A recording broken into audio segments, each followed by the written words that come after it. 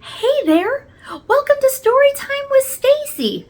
I'm Stacey, and I have brought all my awesome stuffed animals to read along with us. Isn't that so cool?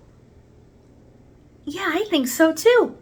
And now, before I share with you what book we're going to be reading today, if you want to go ahead and subscribe if you haven't done so yet, that way you won't miss another story time. All right, now that we got that out of the way, the story we're going to be reading today, are you ready?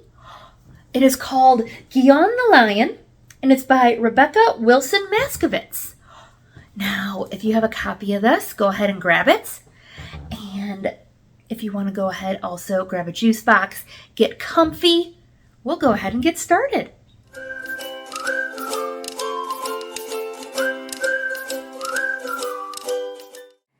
Guion the Lion by Rebecca Wilson Macsovits.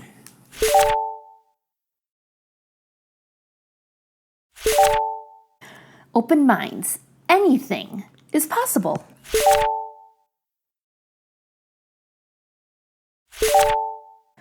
Ray, wake up! You have to see this! Exclaimed Guion the Lion.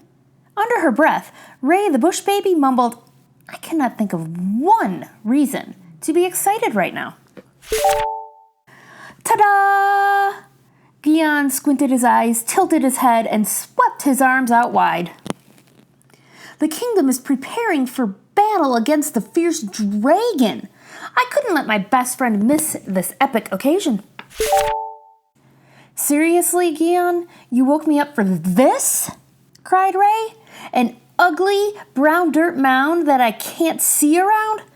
Oh, great. I see the termites are hard at work making this monstrosity even bigger.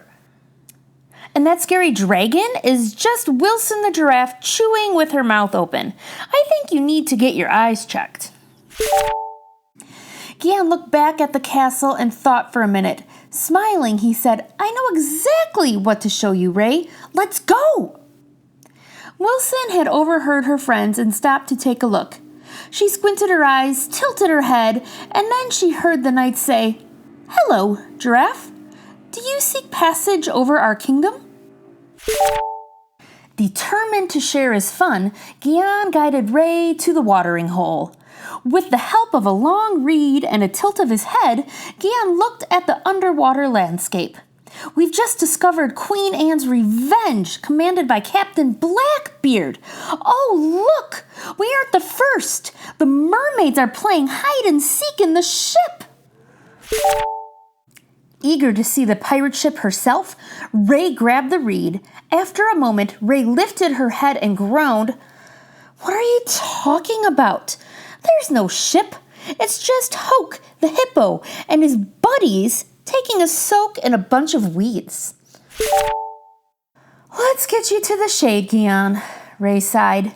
The heat has gone to your head. Not ready to give up, Guion hollered. Keep up, Ray. Let's try one more place. As Ray and Guion raced off, Hoke grabbed the reed and tilted his head, just like he had seen Guion do. Hoke smiled widely at the wonders he saw. As the two friends entered the savannah, Guion stopped quickly, squinted, and tilted his head. Now, don't be frightened, Ray. These are friendly dinosaurs. They won't eat you. Today, he chuckled. Wow, check out that T-Rex, shouted Guion.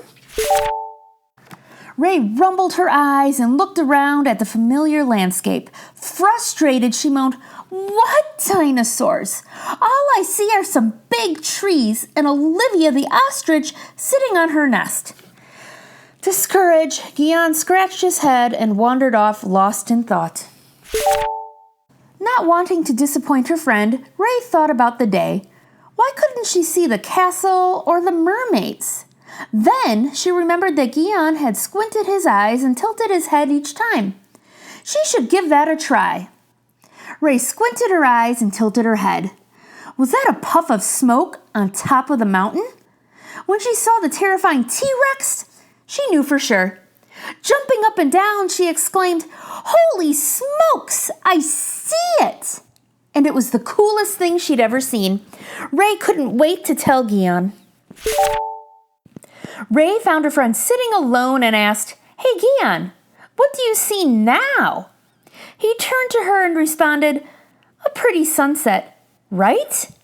Ray slowly shook her head and said, "No." "It's not pretty, it's fantabulous," Ray exclaimed. "Look at the giant Ferris wheel." "And the huge circus tents," Wilson the giraffe added as she walked up behind them. "I want to win one of those prizes," Hope the hippo chimed in. "And I can almost taste the cotton candy," cried Olivia the ostrich. Guion looked around at his friends and a huge smile spread across his face. "And the fireworks are incredible," he shouted. The friends leaned back to watch the final colors fade into the dark savanna sky. "I can't wait to see what tomorrow will bring," whispered Ray. Guion hugged his friend and nodded. "There is so much to see. Change the way you look at things, and the things you look at change." Dr. Wayne Dyer. The end.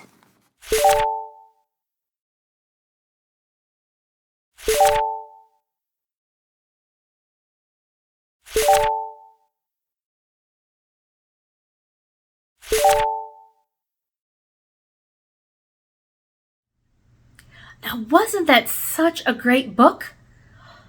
For a while there, I was afraid that Ray wasn't going to be able to use her imagination like everybody else. Do you like to use your imagination?